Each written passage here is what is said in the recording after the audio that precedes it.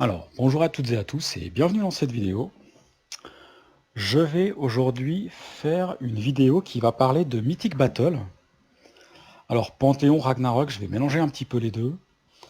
Ça va être une vidéo qui va aborder en fait qui va aborder la gamme Mythic Battle, mais sous le prisme de lecture de l'encombrement et du rangement. Voilà. Je trouve que c'est un très bon cas d'école, un très bon candidat pour aborder ces sujets-là. Le jeu Mythic Battle Panthéon est sorti il y a très longtemps. Il y a la nouvelle campagne Mythic Battle Ragnarok qui va apparaître le 5 avril. Moi, je voulais pas sortir cette vidéo à ce moment-là parce qu'avec toute l'effervescence de la campagne, l'actualité, je voulais pas prendre le risque qu'il y ait des personnes qui se retrouvent, qui viennent consulter cette vidéo en espérant y trouver des informations d'une pseudo-analyse de Kickstarter alors que c'est pas du tout ce que je vais faire. C'est pour ça que je fais cette vidéo en amont. Ça s'adresse plutôt aux personnes qui ne sont pas trop familières avec le jeu, même si ça peut être peut-être intéressant pour les autres de regarder quand même par curiosité. Peut-être voir comment moi j'ai organisé mon Mythic Battle, parce que je vais en parler. Et puis, comme ça va pas être une revue ou une présentation du jeu, parce que moi je vous recommande d'aller voir les vidéos de parties ou bien des revues qui sont sorties. Les joueurs, ils ont largement eu le temps d'éprouver ce jeu-là, et le core system de Mythic Battle Panthéon et Ragnarok, c'est le même. Donc c'est vraiment ces vidéos qu'il faut aller voir plutôt que d'aller voir des pseudo-analyses de Kickstarter, je pense, si jamais ça vous intéresse. Moi, je vais montrer mon Mythic Battle Panthéon. Ça peut intéresser ceux qui connaissent la gamme, mais je pense que c'est plutôt les néophytes qui vont être intéressés. Je vais parler donc d'encombrement, je vais parler de rangement, je vais prendre un petit peu de hauteur par rapport à ces sujets-là en deuxième partie de vidéo, je pense. Alors là, ce sera plus mon avis qui sera donné, ce sera peut-être pas forcément très intéressant, c'est juste mon opinion. En plus de présenter moi comment j'organise mon Mythic Battle, voilà, j'essaierai de conseiller peut-être les éléments à prendre dans la future campagne. Comme ça s'adresse surtout aux nouveaux, je vais contextualiser un petit peu le jeu, mais vraiment de façon très très superficielle, d'accord.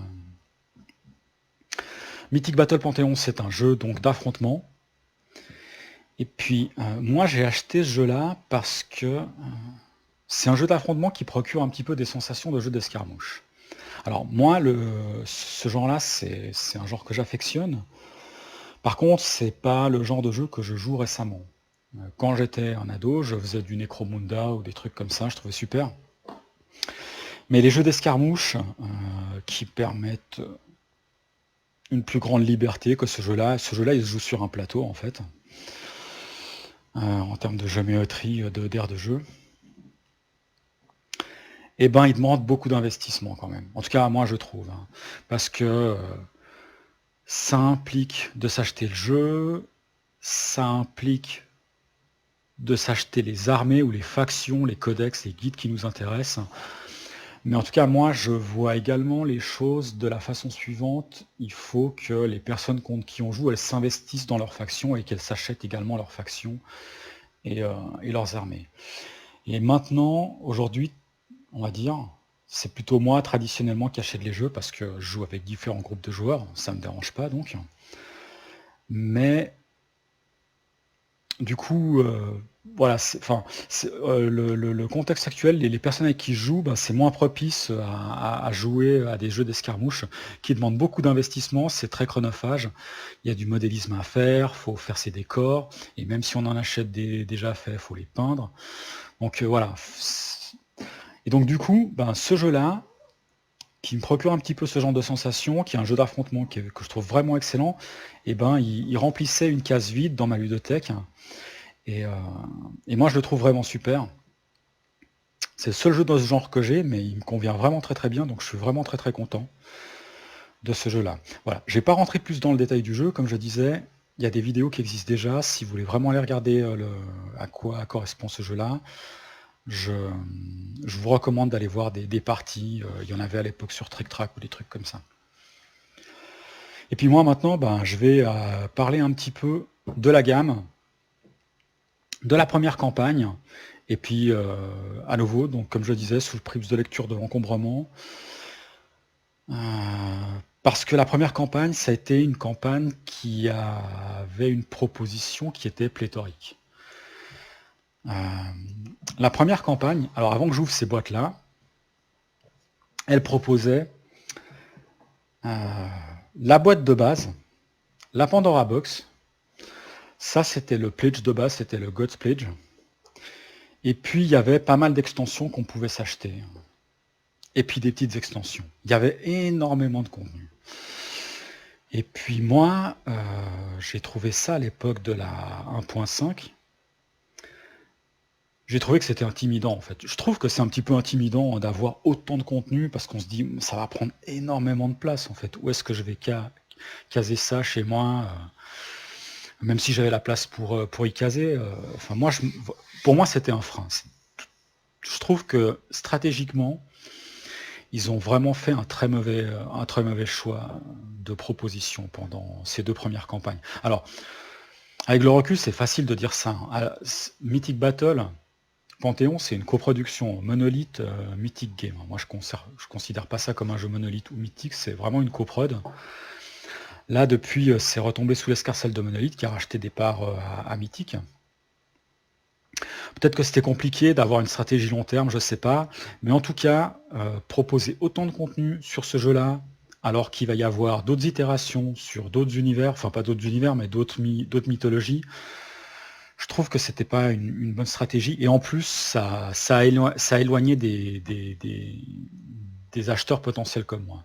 Alors, j'ai acheté le jeu, moi, après coup, et j'ai pris un all-in. Alors, ça peut paraître paradoxal, même contradictoire par rapport à ce que je dis.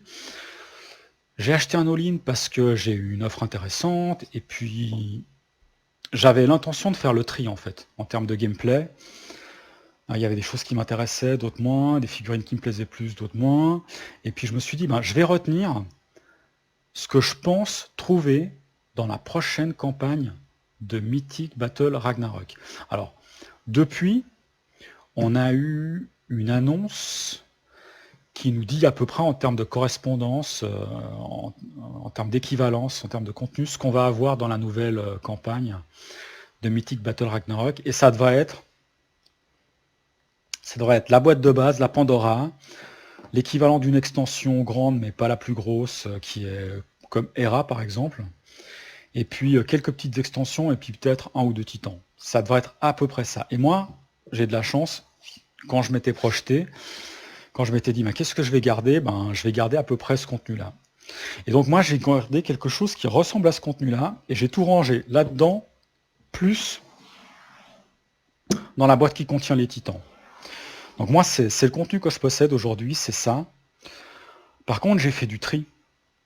C'est-à-dire que j'ai supprimé des éléments dans la Pandora, j'ai récupéré des éléments dans Héphaïstos, certains de Hera, certains de Poséidon, et puis 1 ou 2 titans, et puis j'ai fait un amalgame, et puis j'ai stocké tout ça dans ces boîtes-là. Et puis il y a des choses comme le Sphinx que je vais revendre, comme Dionysos que je vais revendre, comme Corinthe, etc., etc. Il y a des trucs que je vais revendre. Je vais vous montrer comment j'ai rangé mon Mythic Battle Panthéon. Je vais vous dire un petit peu ce que j'ai retenu aussi comme élément. Je vais peut-être détailler un petit peu plus que ce que j'ai retenu comme élément. Et puis je vais vous dire, moi, comment est-ce que je me projette dans cette gamme, ce que j'espère trouver dans la nouvelle campagne. Et puis pour les nouveaux acheteurs, ce que je vous conseille d'acheter. Et puis revenir un petit peu sur la stratégie générique concernant cette gamme et les Kickstarter, et puis mon avis concernant l'encombrement que peut avoir un jeu comme ça et le rangement. Alors, qu'est-ce que j'ai fait? Donc dans la Pandora, je vais mettre ça comme ça. Dans la Pandora, ici, j'ai tout ce qui est plateau, token, et les cartes et les règles. Voilà. Alors si jamais j'enlève un petit peu pour voir un petit peu plus précisément, ça c'est les cartes de l'extension Hera. Là-dedans j'ai des dés, les petits clips pour les fiches des unités. Et puis Ça, c'est de la récup d'une ancienne solution de rangement d'horreur Arkham, le jeu de cartes. J'ai les Omphalos, ces différents tokens. Des tokens en relation avec des unités. Ici. Puis ici, ben, j'ai les aides de jeu, les règles 1.5, etc., etc. Voilà, j'ai le compendium. Et puis ici, j'ai les plateaux.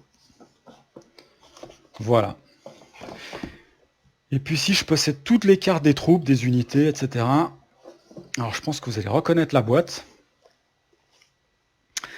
Avec les diviseurs de la Deluxe Storage Box, dont je vais reparler plus tard, qui était vraiment une boîte de rangement de piètre qualité, je trouve.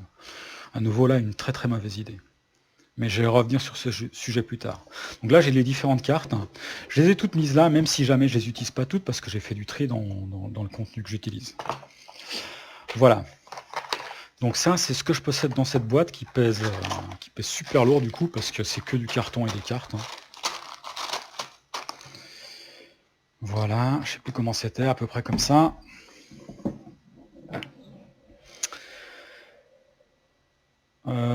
Et puis dans la boîte,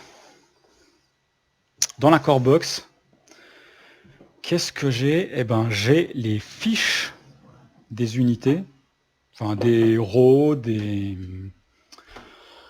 monstres, des dieux, et puis ben, les décors et puis les figurines.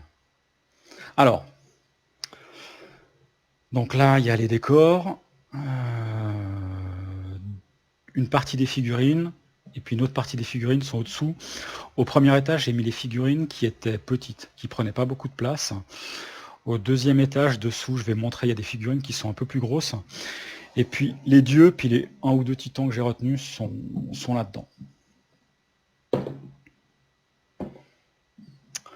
Voilà, donc moi, comment j'ai organisé en termes de contenu, qu'est-ce que j'ai gardé exactement, si je vais un petit peu plus dans le détail. J'ai gardé donc ce qui était dans la boîte de base, je crois à peu près tout. Dans la Pandora, j'ai viré certains dieux, certaines unités, certains monstres. J'ai viré Hécate, j'ai viré Hermès, j'ai viré Pan, j'ai viré Artémis, qui est une divinité que j'adore, parce que... Alors, petite parenthèse, moi je fais du Smite, c'est un MOBA, dans lequel il y a différents dieux de différents panthéons qui s'affrontent, et moi je joue ADC quand j'y joue, enfin j'y joue de temps en temps, et puis j'aime bien jouer Artémis, justement. Artémis, Apollo, puis en jungle, Arachné,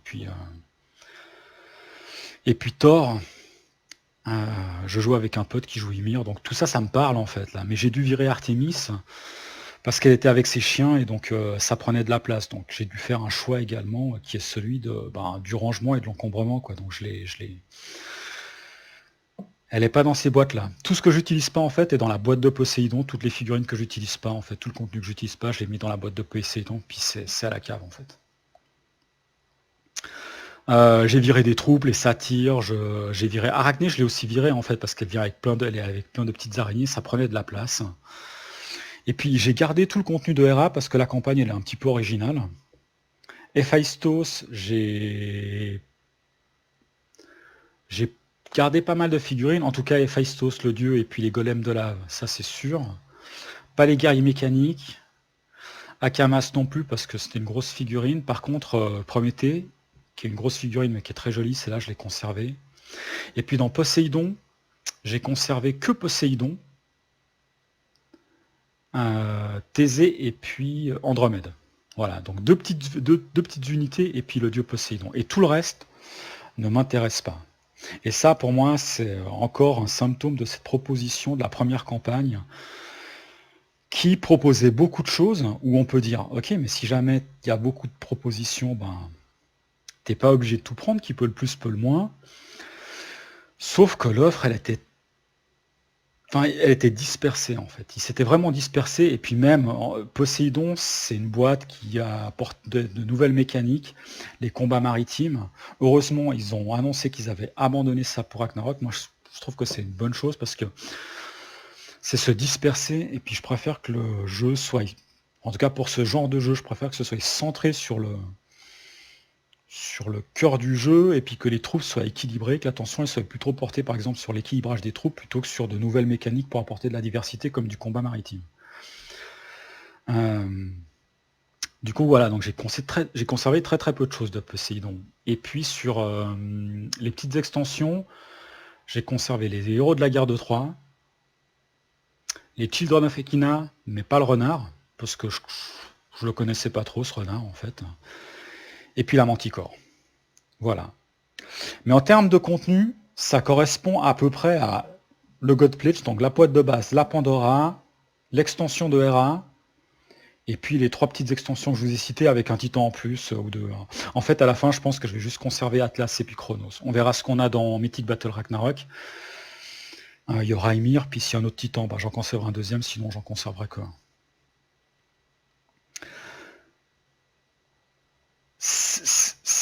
C'est un problème en fait, moi je trouve, et stratégiquement c'est pas intéressant d'avoir proposé une première campagne qui était aussi pléthorique en fait, qui prend autant de place. Moi je pense que je me mets à la place de personnes qui ont backé Mythic Battle Panthéon et qui ont fait un all-in. Si ces personnes disaient avec le discours suivant, moi j'ai déjà un jeu qui se suffit largement à lui-même, avec tellement de contenu que j'ai pas besoin de backer Mythic Battle Ragnarok, je comprendrais en fait. C'est tout à fait légitime d'avoir ce discours-là.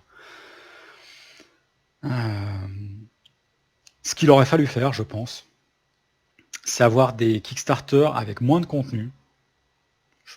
Alors peut-être que commercialement c'était plus compliqué, mais en tout cas moi, j'aurais préféré avoir des Kickstarter avec moins de contenu, même juste la boîte de base et les stretch goals, c'est largement suffisant sur les 3 mythologies différentes, et puis peut-être après avoir une campagne avec une extension de la taille de Hera pour chacune des mythologies, puis des petites extensions, ou une 5e campagne avec des petites extensions. Ça aurait permis de maintenir en fait l'intérêt sur le jeu, d'avoir une actualité, d'avoir une communauté qui est plus focus, avec des Kickstarter qui sont plus rapprochés, mais avec moins de contenu, avec moins de temps de développement pour les Kickstarter, donc la possibilité d'avoir des campagnes un peu plus rapprochées. Alors pas tous les ans forcément, mais peut-être 2 ans, 2 ans et demi, quelque chose comme ça. Moi je pense que ça aurait été beaucoup plus intéressant d'avoir ce genre de choix. Et de vous à moi, si je devais acheter aujourd'hui ce jeu-là, pendant la campagne de Mythic Battle Ragnarok, ce que j'achèterais comme contenu, c'est pas tout ce que j'ai là sur Mythic Battle Panthéon. Je prendrais que ce qu'il y a dans la boîte de base. Ce qu'il y a dans la boîte de base, ce qu'il y a dans la Pandora, je prendrais l'équivalent pour Mythic Battle Ragnarok. Et ça fait déjà 4 grosses boîtes. Pour autant que la Pandora, on ait l'équivalent en termes de contenu. La boîte de base, on sait déjà ce qu'on aura. Donc ça ressemble pour Ragnarok. Mais ça fait 4 boîtes, ça suffit déjà largement. Et il y aura un pledge qui va proposer ça. Donc bon, là, moi j'ai déjà tout le contenu, j'ai fait du tri, on verra comment je vais m'organiser. Je vais continuer à parler de choix en fait, liés justement à cette notion d'encombrement pour Mythic Battle Ragnarok. Je vais sortir un petit peu les éléments ici, comme ça vous pouvez peut-être les voir et puis voir un petit peu ma solution de rangement pendant que je continue de discuter, de blablater. Donc, ça je vais mettre de côté, c'est les rochers. Alors, j'avais prévu l'année passée de peindre ce printemps,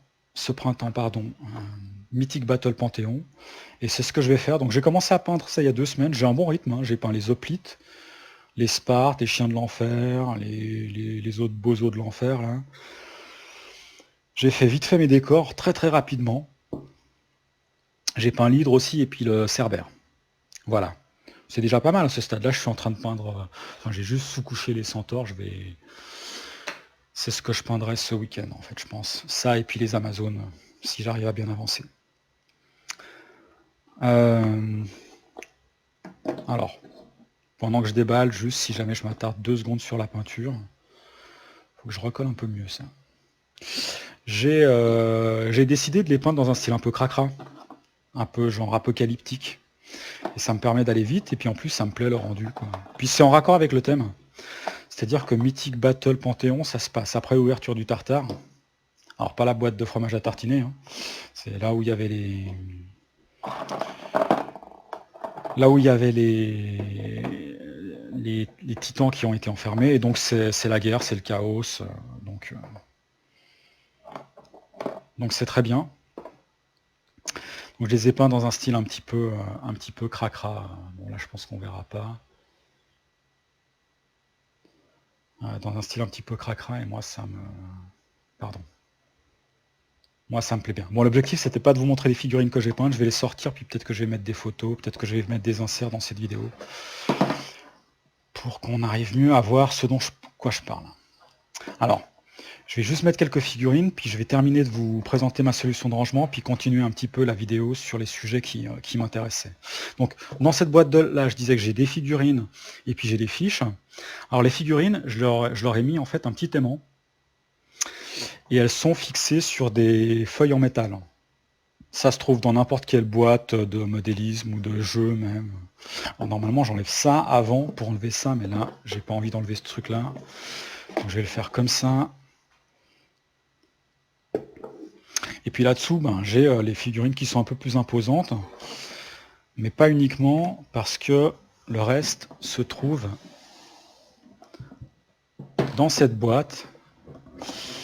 Alors si je montre un petit peu la boîte,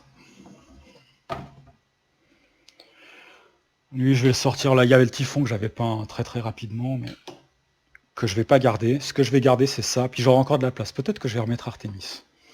Voilà, donc là il y a Poséidon, deux titans, la manticore, la chimère, Bellophoron, et puis quelques dieux comme Zeus, etc. Arès. Voilà. Donc si j'en reviens un petit peu aux propositions qu'on va avoir dans Mythic Battle Ragnarok, et puis à ce que je conseille de prendre. Dans Mythic Battle Ragnarok, on va voir, ça a été annoncé, on aura une offre qui va regrouper donc Mythic Battle Ragnarok, et puis juste le corps, avec donc la boîte de stretch goal, et puis le pendant pour Mythic Battle Panthéon. Si vous baquez que ça fait déjà 4 grosses boîtes comme ça. Déjà, rien que là, en fait, on se dit que c'est énorme. Vous imaginez recevoir 4 grosses boîtes comme ça, en termes de contenu, déjà ce que c'est. C'est là où on peut se dire que, même si elle est ramassée, en fait, la proposition de Mythic Battle Ragnarok, parce que comme ils ont dit que ça allait... Et on sait donc ce qu'il y aura dans Mythic Battle Ragnarok, dans la campagne de Mythic Battle Ragnarok. On a à peu près en termes d'équivalence ce qu'on va avoir. Déjà 4 grosses boîtes comme ça, c'est énorme, quoi.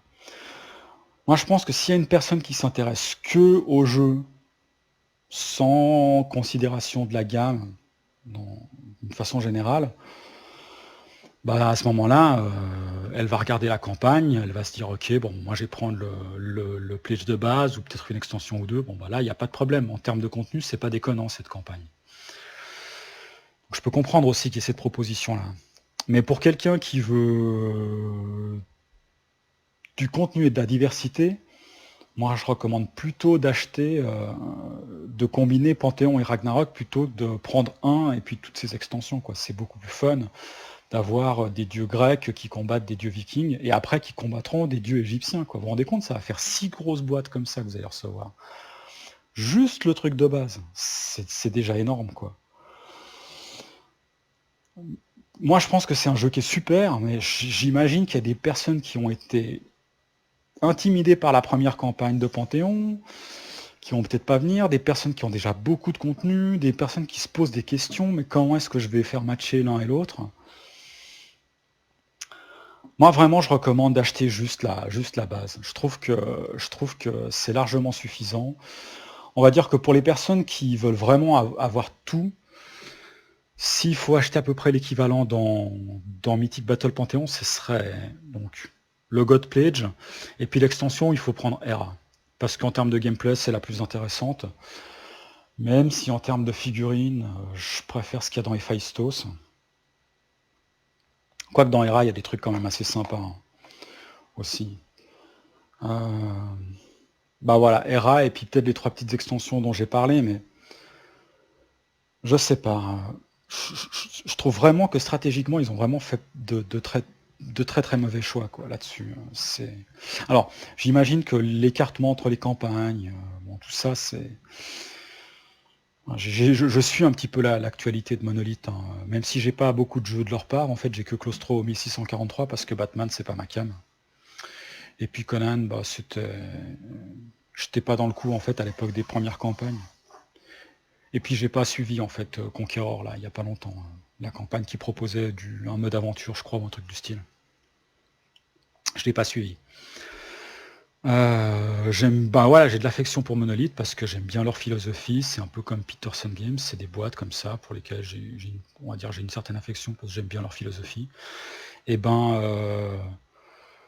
je trouve que, mais il n'y a pas que, je trouve que de plus en plus les sociétés, elles n'ont pas de stratégie à long terme en fait.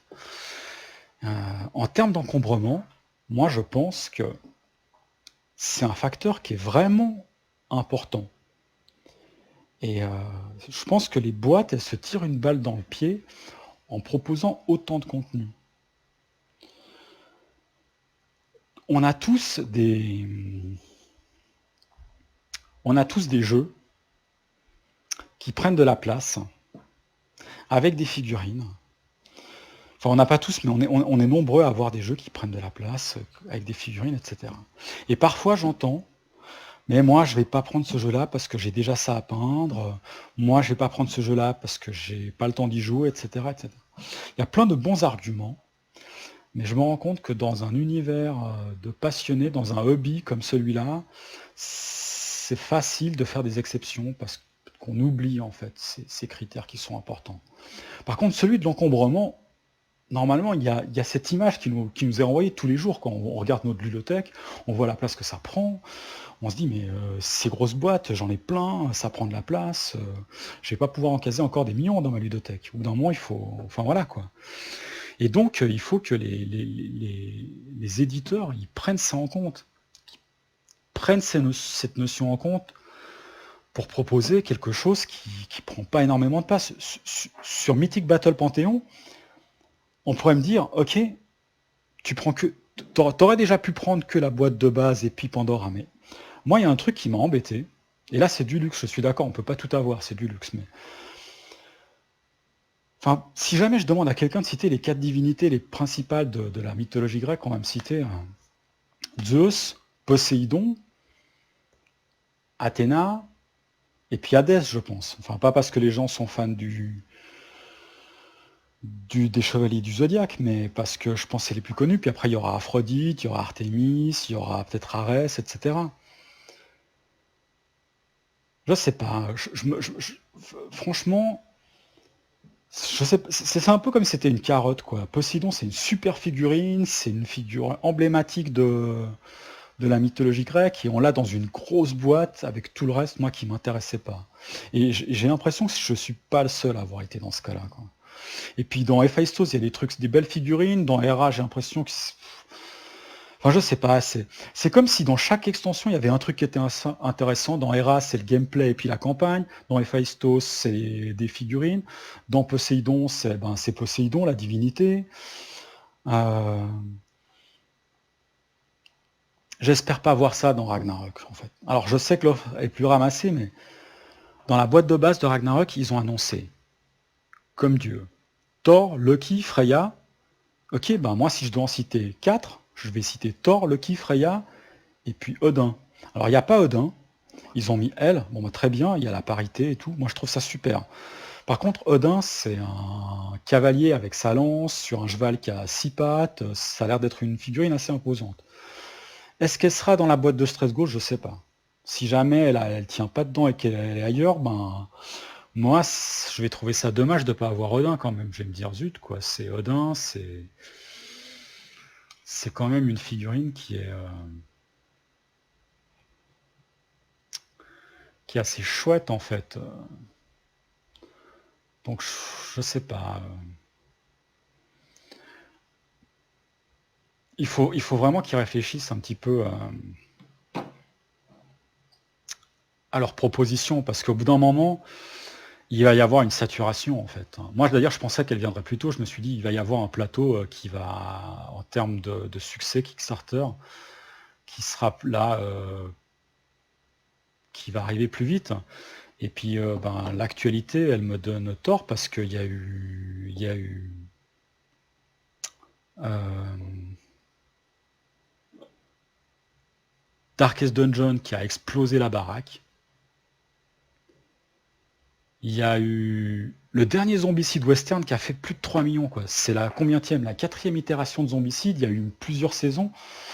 Alors je sais que les Américains, ils ont pas mal baqué. Alors peut-être que le western, ben, ils sont sensibles à ce thème-là. Et puis voilà. Mais moi, je regarde chaque fois le nombre de nouveaux backers et je me dis, il y en a effectivement, mais ça couvre pas. Enfin, il y en a, mais ça couvre pas. Si jamais il y avait les backers, enfin la population qui est la locomotive en fait sur Kickstarter, qui revient plus ou moins régulièrement, ça couvrirait pas. Si jamais ils arrêtaient de pledger parce qu'ils ont plus la place en fait, bah, les nouveaux backers pour l'instant ça va pas couvrir en fait toute cette population. Enfin, c'est le renouvellement en fait, c'est pas encore du. Il n'y a pas du un pour un, hein. Pour un nouveau, il y en a un qui se barre parce il est full chez lui, quoi. Il y a des nouveaux backers, mais enfin, je sais pas, hein. Peut-être que ça va. Il va y avoir un effet de vase communicant, mais que c'est plus progressif. Je me rends pas compte, quoi. Moi, je pense que c'est un sujet que les éditeurs devraient prendre au sérieux, cette notion d'encombrement et puis de rangement. De rangement, si j'en viens au thème du rangement, sur la, sur la boîte de sur la boîte sur le pledge, pardon, sur la première campagne, enfin les deux premières campagnes, il y avait entre guillemets une solution de rangement qui était je crois que ça s'appelait la Deluxe Storage Box. C'était une boîte qui avait cette taille-là. Et dedans, il y avait un thermoformage avec des diviseurs, un thermoformage bien dégueulasse, de piètre qualité, et en plus, s'il y avait un moment un espace pour ranger des cartes, eh ben, il y avait un espace comme ça entre. Enfin, les espaces, ils étaient délimités par une portion de thermoformage qui était assez large, quoi. La boîte, elle n'était pas optimisée. L'espace, il n'était pas optimisé. Le thermoformage de mauvaise qualité. L'espace de la boîte n'était pas optimisé. Et en plus, on a reçu une nouvelle boîte. Et là, je me dis, mais pourquoi nous filer une nouvelle boîte alors qu'on n'a pas de nouveau contenu, il y a juste des diviseurs. Enfin, pourquoi pas nous filer juste le thermoformage, pardon, qu'on mettrait là-dedans? Je comprends pas cette réflexion. Je me doute que le carton il coûte pas aussi cher et que si jamais on veut proposer une solution comme ça, ben, c'est plus facile de justifier un prix de 15 ou 20 euros, je me rappelle plus quel était le prix, ou peut-être 10 même, pour une boîte, une Deluxe Storage Box, plutôt que si on propose juste un thermoformage. Mais moi je préfère avoir un thermoformage de bonne qualité, qui est bien pensé, plutôt que cette Deluxe Storage Box. Moi alors, une solution de rangement, moi je m'attends à ce qu'elle permette de faire du rangement, sortir, ranger le jeu de façon rapide, qu'elle garde le matériel dans de bonnes conditions pour qu'il ne s'abîme pas, mais il faut que ça optimise l'espace aussi. Pour moi, c'est indispensable ce point-là. Et là, on n'y était vraiment pas du tout. J'aurais préféré en fait avoir un rangement, un petit thermoformage juste pour les cartes et les fiches et les tokens, parce que ça, c'est facile à évaluer la place que ça prend. C'est un espace qui est facile à évoluer. Et puis les figurines qui ont un empattement qui est plus difficile à définir, bon ben là, ok, on se débrouille par nous-mêmes. Ou alors on a déjà quelque chose en prévision. Par exemple, on aurait pu avoir la boîte de. On aurait pu avoir la boîte de Hera qui vient à l'intérieur d'une de ces boîtes. Et puis on aurait pu y mettre ça justement dedans. Ça et puis le deuxième étage. Et puis la boîte de Hera, si elle aurait fait, parce qu'en fait elle a la même largeur, mais il suffit qu'elle fasse un demi-centimètre de moins en largeur, elle rentre là-dedans, on la fait plus haute, et puis on peut mettre toutes les figurines dans la boîte de Hera. Et puis ça, on réutilise en plus du carton, on réutilise des choses. Moi je peux comprendre que pour l'envoi, les figurines, elles soient dans un thermoformage un petit peu dégueulasse, pas très très beau. J'ai reçu mon Solomon Kane il y a quelques semaines. Il y a une boîte qui est destinée que aux figurines en fait. Si je pensais pas revendre mon Solomon King, parce que c'est ce que je ferai une fois que j'aurai joué. Là, j'ai déjà fait des aventures. Mais à terme, je le garderai pas. Même s'il est sympa, hein. Je ferai une revue là-dessus, plus tard. Et ben, si jamais je le gardais, je pourrais pas garder cette solution de rangement qui est celle qui a été utilisée pour le transport. Mais je peux comprendre que ce soit comme ça pour le transport. Par contre, je pense que ça vaut le coup que les éditeurs se concentrent un peu plus là-dessus et proposent des solutions qui sont intelligentes.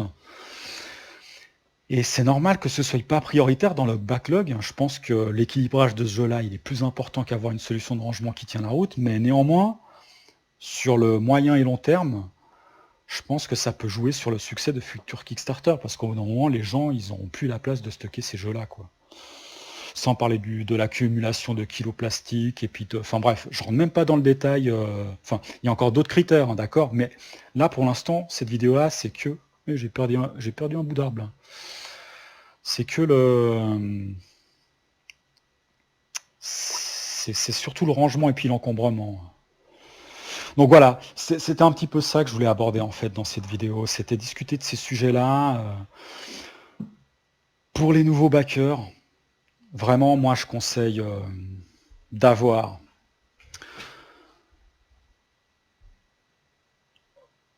enfin, si jamais il n'y a que Ragnarok qui vous intéresse, bon bah là, ok, il n'y a que Ragnarok, regardez la campagne, ce qu'elle va proposer.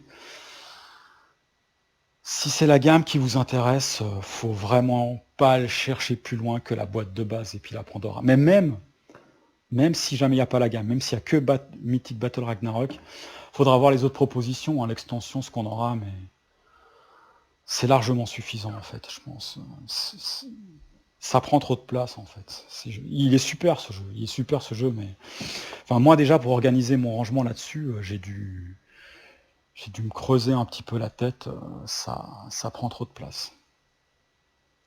Donc moi voilà, j'avais envie d'évoquer ces thèmes-là.